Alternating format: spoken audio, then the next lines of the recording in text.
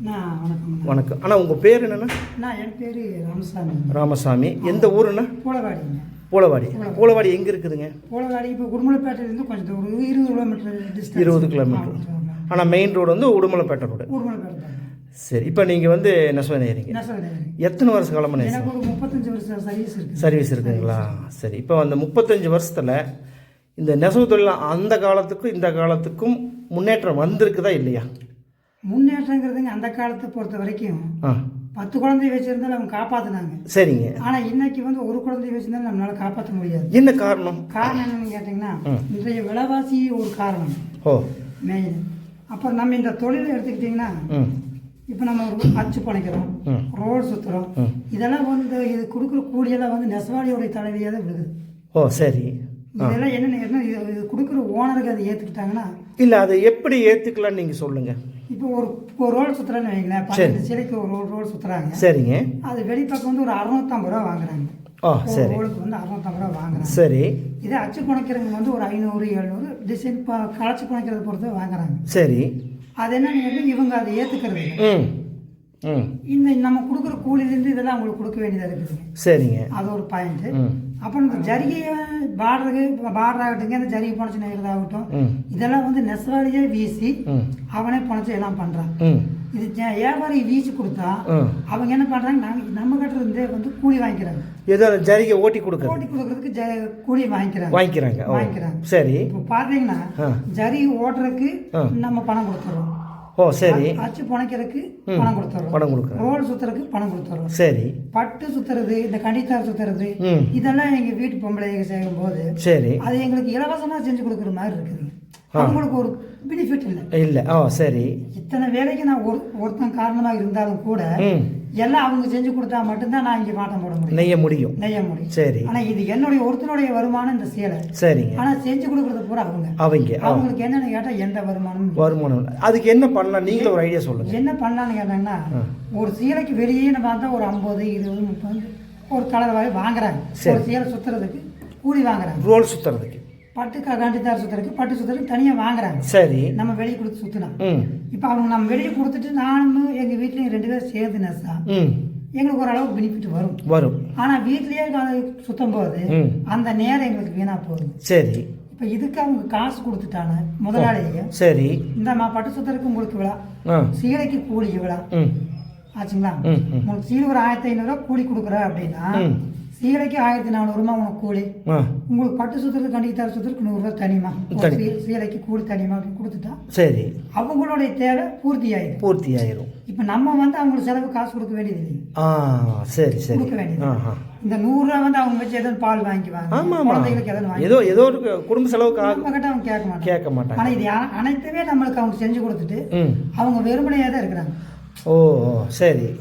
அதாவது எப்படின்னு கேட்டீங்கன்னா ஒரு சம்பளமெல்லாம் வேலைக்காரியாட்ட அப்படி இருக்காங்க. இது வந்து பொதுவாக நெசவாளர் வீட்டில் எல்லாருமே அப்படிதான், எல்லார் வீட்லையும் நடக்கக்கூடிய ஒரு விஷயம் இது. சரி. இது யாருக்காக செய்யறாங்கன்னா அவங்க கணவனுக்காக செய்யறாங்க, குடும்பத்துக்காக செய்யறாங்க. சரி. இதே வெளி வேலைக்கு போயிட்டீங்கன்னா ஒண்ணுமே ஒரு சாதாரண மேசன் எடுத்துக்கங்க, ஒரு கரண்டியோட போறாரு. அதே சிட்டால் எடுத்துக்கங்க, வெறும் கை காலோட அவங்க செய்யற வகை. காலையில போனான்னா கையை உதவி சாயந்தரம் வரும்போது 1000 ரூபா 2000 வாங்கிட்டு வராங்க. இல்லை அவங்கள கேட்டாலும் வந்து எங்களுக்கு அந்த தொழில் கஷ்டம் தான் சொல்றாங்க. அதாவது வந்துங்க ஒவ்வொரு தொழிலும் ஒவ்வொரு மாதிரி. ஆனா அது வந்து தனிநபராக போயிடும், குடும்பமா செய்யறோம். இது ஒரு வகையில் ஏத்துக்கலாம். குடும்பமா செய்யறதுனால எங்களுக்கு ஒரே வருமானம்.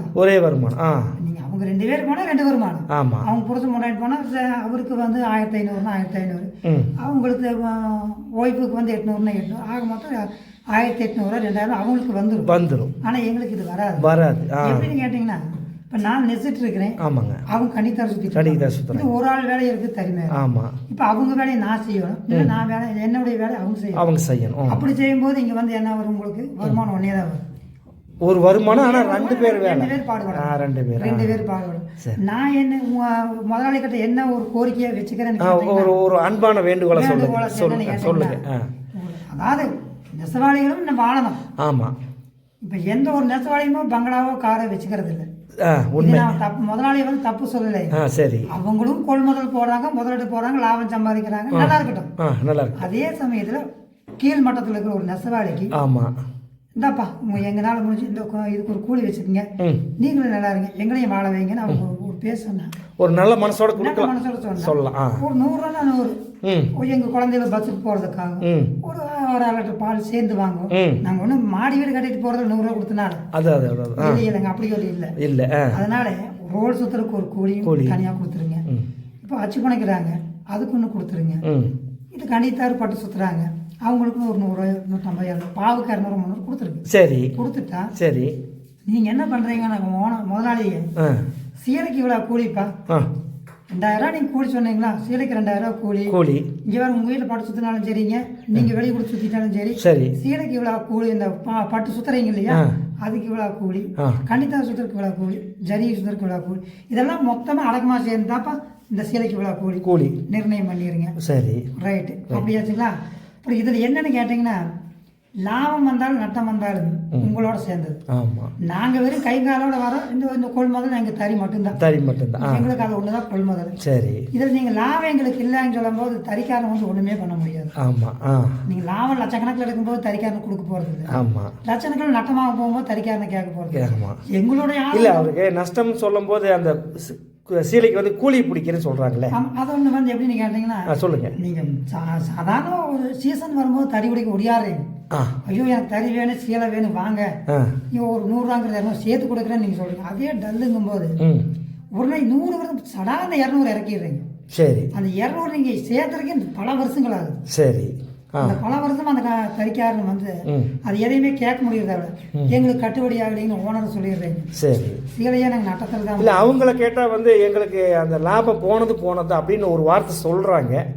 அதோட கருத்து நீங்கள் சொல்லுங்கள். அதாவது நம்ம ஒரு ஓனருக்கு கடைக்காரங்கிட்ட போய் நம்ம கேட்க முடியாது. ஆமாம், நீங்கள் ஏன் இவ்வளோ லட்சம் வைக்கிறீங்க, ஏன் இவ்வளோ கொடுக்குறீங்கன்னு கேட்க முடியாது. சரி, ஆனால் என்னுடைய அனுபவத்தில் சாதாரண ஒரு ஜவுளி கடை, பெரிய ஜவுளி கடை பேர் வேண்டாம்னு வைங்களேன், போனேன். நான் நெசவாளி தான், ஆனால் என்ன கைத்தறிக்கும் பவர்லூமுக்கு எனக்கு வித்தியாசம் தெரியாமல் போயிடுமா? தெரியும். போய் பார்த்தேன், பவர்லூம் சில தான் 22,500 ரூபா போட்டிருந்தான். அப்படிங்களா? 22,500 ரூபா. அந்த கண்ணாடி பாக்ஸ்குள்ளே வச்சு போட்டிருக்கிறான் 22,500 ரூபா.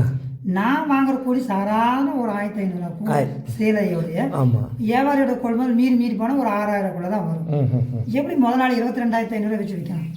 இல்லை, அது வந்து அவங்க கடையை ஆளுங்க போட்டு வேலை செஞ்சு மாதக்கணக்கில் வச்சு செய்கிறாங்க. சரி, நம்ம அதை கேட்க முடியாது. ஓகே, ஏன்னா அவங்க வந்து பல கோடிகள் போட்டு தான் ஒரு ஸ்தாபனத்தை உருவாக்குறாங்க, ஒரு கடையை உருவாக்கி செய்கிறாங்க.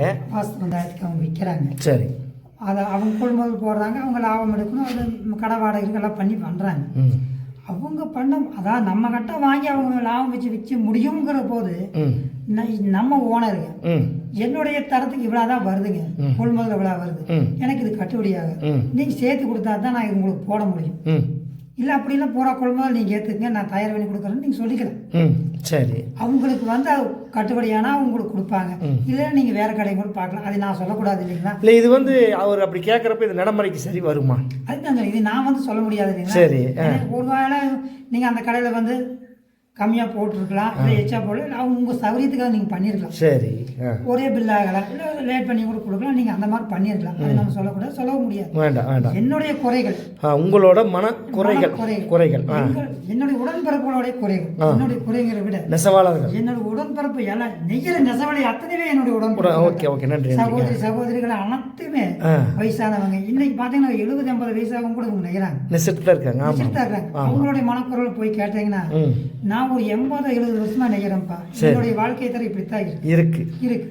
இந்த நெசவாளிகளுடைய வாழ்க்கை தரம் ஏன் ஏற மாட்டேங்குதுன்னு கேட்டீங்கன்னா, ஒரு வருஷத்துக்கு ஒரு 10 ரூபா கூட முதலாளிகள் ஏத்துறது இல்லை, கூலி எச்சு கொடுக்கறது இல்லை. சரி, அது இவ்வளோதான் ரேட் நீ ஃபிக்ஸ் பண்ணினா அவ்வளோதான் வருது. இப்போ ஒரு 3 வருஷத்துக்கு முன்னாடி உங்களோட பட்டோடைய ரேட்டு கிலோ 3,500 ரூபாக்குள்ளதான் இருந்தது. சரி, ஆனால் இன்னைக்கு 3000, இன்னைக்கு வந்து 7,000 ரூபா வந்துருக்கு. 7,000 ரூபா அதே விலைக்கு தான் நீங்கள் பட்டு போடுறீங்க. கூலியே அதே கூலி தான் நிர்ணயம் பண்ணியிருக்கிறீங்க. அந்த 3,000 ரூபாய்க்கு பட்டு வித்த போதும் அதே கூலி நிர்ணயம் தான் பண்ணியிருக்கீங்க. சரி, அப்போ இதுல இருந்தே நான் சொல்ல வேண்டிய உங்களுக்கு அவசியம் இல்லை. சரி, இந்த ஒரு சீலையோட ரேட்டு என்னத்துக்கு நீங்க சம்பாதிச்சிருப்பீங்க? அதே தறிக்காரர் நீங்க கேட்டீங்கன்னா 3,500 ரூபாய்க்கு நெசவும் போது அதே கீழ் தரத்தில் தான் இருக்கான். இன்னைக்கு 7,500 ரூபாய்க்கு வைக்கும்போது பட்டு அதே கீழ் தரத்தில் தான் இருக்கான். சரி, என்னுடைய உடன்பிறப்புகள் நான் போடா வாடான்னு சொல்றேன், நான் முதலாளியை சொல்றேன். இல்ல அந்த வார்த்தையே வேண்டாம், அந்த வார்த்தையே சொல்றேன். இல்ல ஒரு நிமிஷம். ஈகமாக தான்ட்டு அதை நான் கட் பண்ணிட்டேன். என்னோட உடன்பிறப்புகளுடைய சார்பில் இதை நான் ஒரு கோரிக்கையாகவே வைக்கிறேங்க. சரி. முதலாளி இது வந்து எங்களுக்கு இது செஞ்சு கொடுத்தா இன்னும் கொஞ்சம் சிறப்பாக இருக்கும். ஏன்னா நெசவாளியோட குழந்தைகளோட ஸ்கூலுக்கு போகிறதுக்கு பஸ்ஸுக்கு செலவுக்கு ஆகும். ஏதோ நீங்கள் கொடுத்தீங்கன்னா பால் செலவுக்குனே வச்சுக்கங்களேன், பால் வாங்குறதுக்குனே ஆகும். அதாவது ஒரு தொழில் செஞ்சுட்டு ஒரு திருக்கட்டை போய் கூலி கெஞ்சக்கூடாது என்னை பொறுத்தளவு. சரி. நான் ஒரு திறன்பட பாடுபடுறேன், எனக்கு இவ்வளோ கூலி வேணும்னு எனக்கு கேட்குற உரிமை இருக்கு. என்னுடைய வேலைக்கு என்னுடைய சிரமத்துக்கு இவ்வளோ கொடுத்தா தான் கட்டுப்படி ஆகுன்னு கேட்கறதுக்கு நெசவாளிக்கு எல்லாத்துக்குமே உரிமை இருக்கு. ஆனால் அந்த உரிமைங்கிற பேரில் நாங்கள் வந்து உங்களை யாரையுமே கேட்கறது இல்லை. ஒரு கூலிங்கிற பட்சத்தில் முதலாளி சொல்றாங்க, ஆனால் இதுக்கு இவ்வளோ தான் நான் கூலினா கட்டுப்படினா நெய்ங்க விடுங்க. எங்களுடைய ஆதங்க என்ன, நம்ம தான் இப்படி இருக்கமே என்னடா பண்றது, சரி இதுக்காக நெய்யலாம், இது கஞ்சியாவது குடிக்கலாம் அப்படிங்கிற குழந்தைகளை காப்பாற்றணும். அப்படிங்கிற ஒரு பட்சத்தில் சரியான ஒரு மனப்பான்மையில ஏத்துக்கிறோம். அந்த மனப்பான்மை கஷ்டத்துல தான் ஏத்துக்கிறோம். சரி. மனவேதனை அது கூட என்னன்னு கேட்டீங்கன்னா, இந்த தொழில் விட்டா வேற தொழில் தெரியாது. நெசவாளிகளுக்கு போனீங்கன்னா உண்மையிலேயே போய் நெசவாளிகள் வந்து ஒரு கடுமையான வேலை எடுத்து அவங்களால செய்ய முடியாது. இல்லை, நான் இது வந்து நிறைய பேர்த்துக்கிட்ட கேட்டிருக்கிறேன். நாங்கள் வந்து பரம்பரையாக, அதாவது 2-3 தலைமுறையை வந்து இதே வேலை செஞ்சுட்டோம், எங்களுக்கு வேற வேலை தெரியாது, போனாலே எங்களால் செய்ய முடியாதுன்னு சொல்லுவாங்க. காரணம் என்னன்னு கேட்டிங்கன்னா, சொல்லுங்க. இந்த நூலை தொட்டு அவனுடைய கை கால்கள் எல்லாம் பூ மாதிரி தான் இருக்கும். ஓ சரி. நீங்கள் ஒரு வேலை நீங்கள் ஒரு 10 அடி கல்லில் ஒரு சண்டையில் அடிங்கன்னா அப்படின்னா அவங்களால செய்ய முடியாது. ஒரு 5 அடிக்கு 6 அடிக்கு பார்த்து அவங்க கையில் கொப்பளம் வந்துருச்சு. அந்த அளவுக்கு மென்மையானவங்க யாருன்னு கேட்டால் நெசவாளிகள். ஓகே. மனசும் சரி கையும் சரி மென்மையானவர்கள். அதே போல ஒரு விசுக்குனா வந்து முதலாளிகளை வந்து எதிர்த்து பேச மாட்டாங்க. நம்ம முதலாளி நம்மளை பார்த்துக்குவாங்க ஒரு ஆதங்கத்தில் அவங்க செஞ்சு கொடுத்தாங்க. இதே போல முதலாளிகளுமே நம்ம தறிக்காரன் நம்மளை மேலாய்த்து விட்டவன் இவனும் நல்லா இருக்கணும் அப்படின்னு நினைச்சு முதலாளிகள் நீங்க செஞ்சீங்கன்னா நீங்களும் சிறப்பா இருப்பீங்க, இவங்களும் சிறப்பா இருப்பாங்க. இனிமேல் மேற்கொண்டு இந்த நெசவு தொழில் வந்து வளரும். இல்லாத பட்சத்துக்கு இப்ப புதுசா ஆரம்பிக்கிறாங்க பாருங்க, அவங்களை கேட்டீங்கன்னா சொல்லுவாங்க என்ன லாஸ் ஆயிடுச்சுன்னா அதாயிடுச்சு. காரணம் என்னன்னு கேட்டீங்கன்னா அடித்தலாம் தெரியாம போயிடுறாங்க. சரி. பெரிய பெரிய முதலாளிகள் பாத்தீங்கன்னா கோடிக்கணக்கில் போட்டு வியாபாரம் பண்ணியிருப்பாங்க, லட்சக்கணக்கில் சம்பாதிச்சுட்டு இருப்பாங்க. அவங்கெல்லாம் சம்பாதிச்சிட்டாங்களேன்னு இவங்க போய் இருப்பாங்க. இருக்கு போக பட்சத்தில் என்ன ஆகுது, ஆழம் தெரியாமல் காலை விட்டு சிக்கிக்குவாங்க. அப்போ என்ன ஆகுது, கூலியோட தரம் கம்மி பண்ணுவாங்க. அண்ணா என்னால் பண்ண முடியாது, நான் இவ்வளோதான் கூலி கொடுப்பேன், ஆனால் நீங்கள் நெய்யுங்க. அப்போ என்ன ஆகும்போது இவங்க என்ன ஆகுது, திடீர்னு வாங்க இந்த ஜக்காடு இதெல்லாம் கட்டுறதுக்கு வந்து முதல்ல எல்லாம் வந்து இந்த விழுதெல்லாம் வாங்கினா வியாபாரியில செஞ்சு கொடுப்பாங்க. ஆனால் இன்னத்தின் சூழ்நிலைக்கு எங்களுக்கு கூலி கம்மியாக இருந்தாலும் நாங்கள் வாழ்வாதாரத்தில் வாழ்ந்து ஆகணும் கட்டாயம். சரி. அப்போ இதெல்லாம் வந்து நாங்கள் ஒவ்வொருத்தரும் வந்துங்க இது விலைக்கு வாங்குறாங்கன்னா லோன் போட்டு வாங்குறாங்க.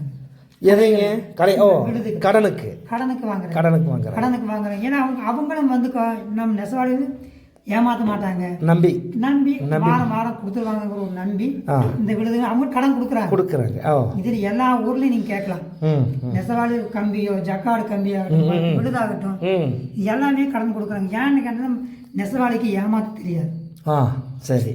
அவங்க ஏமாத்த தெரியாத ஒரு நல்ல மனசு மக்கள் நெசவாளிகள். யாருக்குமே ஏமாத்த தெரியாது. சரி. ஒரு விஷயத்துல ஒரு யாருக்கிட்டையும் சத்தமா பேச மாட்டாங்க. அவங்க ஏன்னு கேட்ட நம்ம ஆளு நமக்கு செய்வாங்க ஒரு நம்பிக்கையில செய்யறாங்களே தவிர. அதனால ஒரு வேண்டுகோளா வைக்கிற முதலாளிகள் எல்லாத்துக்குமே சரி, இந்த ரோல் சுத்துறதுக்கு அச்சு புனைக்கிறதுக்கு இங்க வீட்டுல எல்லாம் வேற பொம்பளைங்க வேலை செய்யறதுக்கு ஒரு கணித்தாருக்கு பட்டு ஜரி சுத்துறதுக்கு இதை நீங்க சுத்தி பார்த்தா உங்களுக்கு தெரியும். ஒருவேளை நீங்க இதை சுத்தி நீங்க மேல் மட்டத்துக்கு வந்திருந்தா என்னுடைய ஆதங்கம் உங்களுக்கு புரிஞ்சிருக்க வாய்ப்பு இருக்கு. இதே மேல் மட்டத்தில் இருக்கிற முதலாளிகளுக்கு இதுக்கு வாய்ப்பு கம்மியா இருந்தா இருக்கலாம். ஏன்னா இது நீங்க நெசு வாத்தாலோ இல்ல கண்டித்தார் சுத்தி பா ஜரிகெல்லாம் சுத்தீங்கன்னா கையை அறுத்துரும். சட்டம் கூட மனைவிமார்கள் எங்களுடைய குடும்ப தலைவிகள் சுத்தி இருக்காங்க, ரத்தம் சொட்டம் கூட செஞ்சிருக்காங்க. அது ரத்தம் சிந்தி வேர்வை சிந்தி உழைக்கிறதுங்கிறது இந்த தொழிலும் கூட இதுவும் கூட ஜரிகெல்லாம் சுத்தினீங்கன்னா கண்டிப்பா ரத்தம் வந்துடும். கையா இருக்கும் கண்டிப்பா ரத்தம் வரும். இப்பங்க நீங்க அந்த ரோல் சுத்துறதுக்கு அந்த தார் சுற்றுறதுக்கெல்லாம் ஒரு கூலி கேட்டீங்கல்ல, இப்போ அது எப்படின்னா இப்போ ஒரு ஓனரை வந்து இது உங்ககிட்ட ஒரு கேள்வி கேட்குறாங்க. இப்போ உங்களுக்கு வந்து நான் 2000 ரூபா கூலி நிர்ணயம் பண்ணியாச்சு, நாங்கள் இன்னும் எப்படி எச்சு கொடுக்கறது அப்படின்னு ஒரு கேள்வி வந்தால் நீங்கள் என்ன செய்வீங்க? நான் என்ன சொல்கிறேன்னா, இதனுடைய இந்த கூலியோட வேலைப்பாடு எவ்வளவு இருக்குன்னு அவங்களுக்கு தெரியும். தெரியும். வேலைப்பாடுல இருந்து இவங்க எவ்வளவு போடணுங்கிறத எஸ்டிமேட் போட்டு தான் செய்வாங்க. தயவு செய்து உங்களோட லாபத்துல ஒரு 100 ரூபா கொடுங்க. ஒரு அன்பா? ஆமாங்க, அன்பான வேண்டுகோள். லாபத்துல ஒரு 100 ரூபா சரி. சரி, எங்களால நீங்க நட்டப்பட வேண்டாம். லாபத்துல ஒரு 100 ரூபா கொடுங்க. அப்படித்தான். சரி. ஒரு ஜரி கொடுக்குறீங்க, இப்ப யாருமே மிச்சமாகிற மாதிரி ஜரி கொடுக்கறது இல்ல. பட்டு மிச்சமாகிற மாதிரி பட்டு கொடுக்கறது. இது நாங்க ஏன் ஒரு ஆதங்கமா உங்ககிட்ட தெரிவிக்கிறேன்னா, முதல்ல பட்டு மாலை மிச்சமாகும், கொஞ்சம் மிச்சமாகும். அதை ஒட்டு வச்சு ஓலம் வச்சு ஒரு வந்தானா ஒரு 300-400 விற்றாங்கன்னா அது ஒரு மன ஆறுதலா அவங்க சரி ரைட்டு நம்மளுக்கு இது மிச்சமாகுதுங்கிற ஒரு பாணியில அவங்க விட்டுருவாங்க நெசவாளி. இப்போ எதுவுமே இல்லைன்னு சொல்றீங்க? இன்னைக்கு எதுவுமே கிடையாது. காரணம் என்னன்னு கேட்டீங்கன்னா, ஒரு 250 கிராம் 55 கிராம் கொடுத்தீங்கன்னா, அதாவது ஒரு சேதாரம் இல்லாம, தங்கத்துக்கு கூட சேதாரத்துக்கு மதிப்பு உண்டு, ஆனா நெசவாளிக்கு சேதாரத்துக்கு மதிப்பே இல்லை. அது சொல்ல போனா வேஸ்ட்னா நெசவாளிக்கு கூட சேர்ந்து வேஸ்ட் ஒன்றும் பண்ண முடியாது. சரி, தங்கத்துல வேஸ்ட். ஆனா தங்கத்தை வேஸ்ட்டுக்கு நீங்க மதிப்பு கொடுக்குறீங்க, காசு கொடுத்து வாங்குறீங்க. ஆனா அது வேஸ்ட்டுக்கு நம்ம காசு கொடுக்கணுங்கிற அவசியம் இல்லை. ஏன்னா அந்த தங்கத்தை நம்மளுக்கு திருப்பி தர போறது. ஆனா இது வேஸ்டான தங்கம் போது அது திருப்பி நம்மளுக்கு வராது, குப்பையில் தான் போடுறோம். அதனால நான் என்னங்கிறேன்னா, இது வேஸ்டா போறதுனால எங்களுக்கு மிச்சம் இல்லை. கூட ஒரு 5-10 சேர்ந்து போட்டு பண்ணிட்டு அதில் கழிச்சுக்கலாம்னு சொல்றதுக்கு வாய்ப்பே இல்லை. இப்போ அவங்க என்ன நினைக்கிறாங்கன்னா, ஒரு 260 கிராம் கொடுத்தாங்கன்னா உண்மையிலேயே ஒரு 10 கிராம் 5 கிராம் சேதாரம் பண்ணாமல் வச்சிருக்கலாம். அப்புறம் இதுலயும் நம்ம பட்டு வாங்க வர்ற மக்கள் நல்லவங்களும் இருக்காங்க, லாபம் சம்பாதிக்கணும் நோக்கத்துலயும் வர்றாங்க. நம்ம தலையில அடிச்சு வாங்கிட்டு போறவங்க இருக்காங்க. அவங்களும் பிழைக்கணும். ஆனா இப்போ எதுவுமே இல்லைன்னு சொல்றீங்க. எதுவுமே இல்லை. அதனாலதான் நீங்க உங்க மனசுக்கு ஒரு ஆதங்கத்தை இப்படி சொல்றீங்க. அவங்க பட்டு விலை கேட்க வராங்க. ஆனா பட்டே மிச்சமாகிறது இல்லைன்னா என்னன்னா வியாபாரிக்கு நெய்கிறீங்க நீங்களா, இதுவும் கூட மிச்சமாகாத வியாபாரி எந்த வியாபாரின்னு. அப்புறம் அவங்க கணக்கு போட்டு கொடுக்க மாட்டாங்களா? உங்களோட லாபத்தை நீங்க பாக்குறீங்க, அவங்க லாபத்தை அவங்க பாக்குறாங்க. அதனாலதான் நட்டப்படுறது. அதனாலதான் நீங்க இந்த ரோடு சுத்துறதுக்கு பட்டு சுத்துறதுக்கெல்லாம் ஓனர் கிட்ட ஏதோ ஒரு அன்பா உரிமையா கேட்கலாம். கண்டிப்பா. இது நானே எப்படின்னு கேட்டீங்கன்னா, ஜரி சுத்துறதுக்கு சுத்தி கொடுத்துருவாங்க ஓனரு, அதுக்கு நானே கூலி கொடுத்துருக்கேன். அவங்க ஜரிக்கு சுத்தி கொடுத்தாவே வீசி கொடுத்துருக்காங்க, அதை நான் வாங்கி போனதுக்கு நான் கூலி கொடுத்துருக்கேன். ஏன்னா சீலை பட்டு நெசு கொடுத்துருக்காங்க, அதையும் நான் ஃபுல்லா நெசு கொடுத்துட்றேன். ஜரி ஓடு கொடுக்குறாங்க, அதையும் பூரா நெசு கொடுத்துட்றேன். ஆனா இதுக்கு எல்லாமே காசு நான் கொடுத்து வாங்குறேன். சரி. இதுல நட்டம் எனக்கு, லாபம் ஓனருக்கு. நான் அன்பா லாபத்துல 100 ரூபா கேட்கறேன்.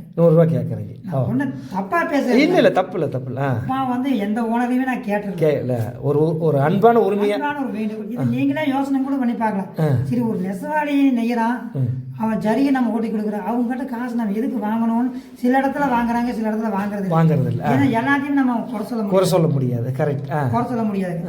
தெக்கத்து ஏரியாவில் வீசி கொடுத்துட்றாங்க. அதாவது நீங்கள் எப்படி எடுத்தீங்கன்னா, பழனி, மரத்தக்குளம், குடுமலைப்பேட்டை இந்த சைடெல்லாம் வந்தீங்கன்னா டைக்கு வீசி கொடுக்குறது அவங்க காசு வாங்குறது இல்லை.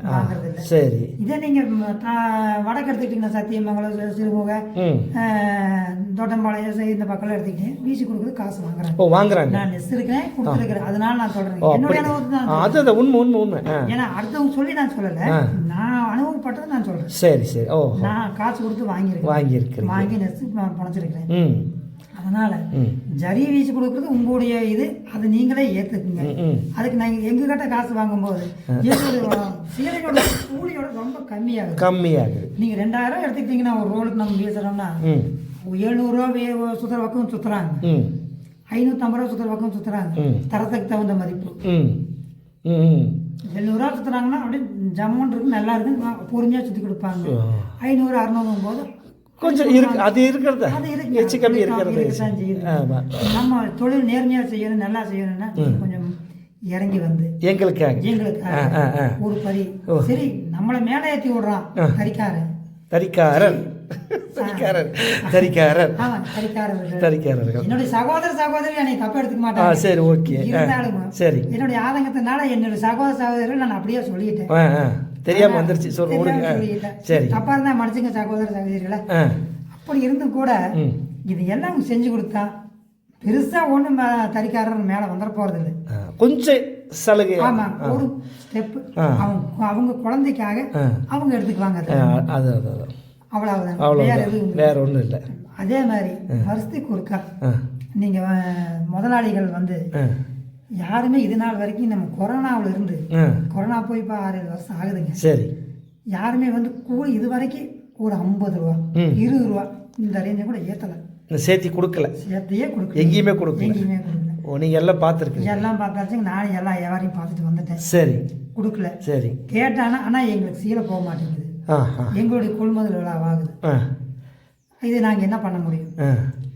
நீங்கள் தறிக்காரர் ஓனருக்கு வந்து பெரிய பெரிய முதலாளிக்கு சீலை போடும்போது என்னுடைய ரேட்டு இதுங்க, உங்களுக்கு கட்டுப்பாடு ஆனால் எடுங்கன்னு சொன்னால் அவங்களுக்கு கட்டுப்பாடு ஆனால் எடுப்பாங்க. அந்த ஒரு ரேஞ்சுக்கு நீங்கள் போனீங்கன்னா எங்களை வாழ வைக்கலாம். இப்போ அந்த கேள்வி நானே கேட்குறேன். இப்போ அந்த ஓனர் வந்து இப்போ எனக்கு நான் நிறைய ஓனர் கூட பேசியிருக்கிறேன். பொம்மண்ணன் இந்த மாதிரி வந்து நீங்கள் சொல்கிற மாதிரிலாம் கேட்டோம்னா எங்களுக்கு அங்கே சீலை எடுக்க மாட்டாங்க, நாங்கள் எங்கே போய் வியாபாரம் பண்ணுறதுன்னு ஒரு கேள்வி கேட்குறாங்க. ஆமாம். இப்போ இதுக்கு நாம் என்ன பதில் சொல்கிறது? இது நம்ம குறை வந்து நம்ம சொல்லிட்டோம், அவர் குறை சொல்கிறாரு. இது வந்து எங்கே போய் இந்த பிரச்சனை தீரும்? இது எப்படின்னு கேட்டிங்கன்னா சொல்லுங்கள். எப்படி தறிக்காரர்களெல்லாம் ஒன்று சேர்ந்து ஒரு கேள்வி நாங்கள் கேட்குறோமோ முதலாளிகளை நீங்கள் ஒன்று சேர்ந்து ஒரு கேள்வி கேளுங்க. ஓ, அவங்கள வந்து ஒரு கூட்டமைப்புக்குள்ள நீங்கள் என்னென்னு கேட்டிங்கன்னா எங்களுக்கு இவ்வளோ இருந்தால் தான் கட்டுப்படியாக நாங்கள் உற்பத்தி பண்ண முடியும். இல்லை நாங்கள் சொந்த கொள்முதல் போடலை, நீங்கள் பெரிய ஓனர் நீங்களாம் எங்களுக்கு பொருள் வாங்கி கொடுங்க, நாங்கள் தயார் பண்ணி கொடுக்குறோம், எங்களுக்கு ஒரு கமிஷன் மாதிரி கொடுத்துருங்க. இது நான் உங்கள்கிட்ட சொல்ல முடியாது, கமிஷனாக கொடுங்கன்னு நான் சொல்ல முடியாது. இது ஒரு வார்த்தை தான், ஒரு வார்த்தை தெரிஞ்ச ஒரு சின்ன ஒரு யோசனை தான். அதாவது உங்க மனசுல அவ்வளவு ஒரு வேதனைகள் இருக்கு. நான் உண்மையிலே அதுதான். நீங்க நாங்க ஒரு கூட்டமைப்பா போட்டு உங்ககிட்ட கேட்கற மாதிரி நீங்க பெரிய ஓனர்கள்லாம் சேர்ந்து உங்களோட பெரிய ஓனர்கிட்ட கேளுங்க. ஓ, அப்படி. ஆமா. சரி. கடவுளை கேட்ட மாதிரி கடவுள்கிட்டயே கேளுங்க. கடவுளை கேளுங்க. அவங்க ஒத்து வந்தா எங்களையும் வாழ வைங்க, நீங்களும் வாழுங்க, நல்லா இருங்க. இதுதான் எங்களுடைய குறிக்கோள், வேண்டுகோளும் கூட. ஓகே. எங்கள் மக்களை எல்லாம் நெசவாளி மக்களை எல்லாம் வாழ வைங்க. ஏன்னா இளைய தலைமுறைகள் வந்து இதுக்கு வரமாட்டாங்க இனிமேல். காரணம் என்னன்னு கேட்டிங்கன்னா என்னுடைய தாய் தந்தைகள் இவ்வளோ சிரமப்பட்டு இவங்க இன்னும் மேலாவட்டுமே வரல. என்னுடைய தாய் தந்தைகள் வந்து மேலே வரல, இந்த தொழிலெலாம் இருந்தாங்க, வரல.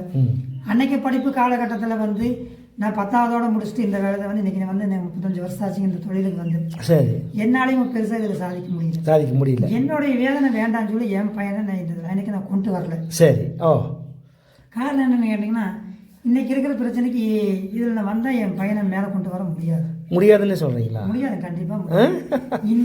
இந்த உதவிகளெல்லாம் வந்துட்டு இருந்தா ஒருவேளை அடுத்தவங்கிட்ட போய் நம்ம கையேந்தி நிற்கிறதுக்கு நம்ம தொழிலே பரவாயில்லைன்னு வந்தா இந்த தொழில மேலே கொண்டு வர முடியாது. அவங்க வந்து சரி நம்மளும் வாழ வைக்க முடியும், மற்றவங்களும் வந்தாங்கன்னா வாழ வைக்கலாம். இல்லை அப்படின்னா என்னுடைய ஜென்ரேஷன் கடைசியா இருக்கும், உங்க தலைமுறையோட இது முடிஞ்சியா இருக்கும். அடுத்த தலைமுறைக்கு நெய்யறதுக்கு ஆள் இருக்க மாட்டாங்க. ஆளே இல்லை. அப்படிங்களா? கைத்தறிக்கு வாய்ப்பு இல்லை. நீங்க பவர்லூமில் போடலாம், எவ்வளவு வேணாலும் பண்ணலாம், ஆனா தரம் இருக்காது. நீங்க பவர்லூமில் போட்டு 1000 ரூபாய்க்கு 3 சீலை கொடுக்கலாம். ஆமா. ஆனா 1000 ரூபாய்க்கு உண்டான மதிப்பு என்னவோ அதுதான் இருக்கு. ஆனா கைத்தறிக்கிற அந்த ஒரு வராது. ஓகே. அப்ப சீலை எடுக்கிற மக்களுடைய பொருளாதாரம் எப்படியோ மனப்பான்மை எப்படியோ அந்த மாதிரி.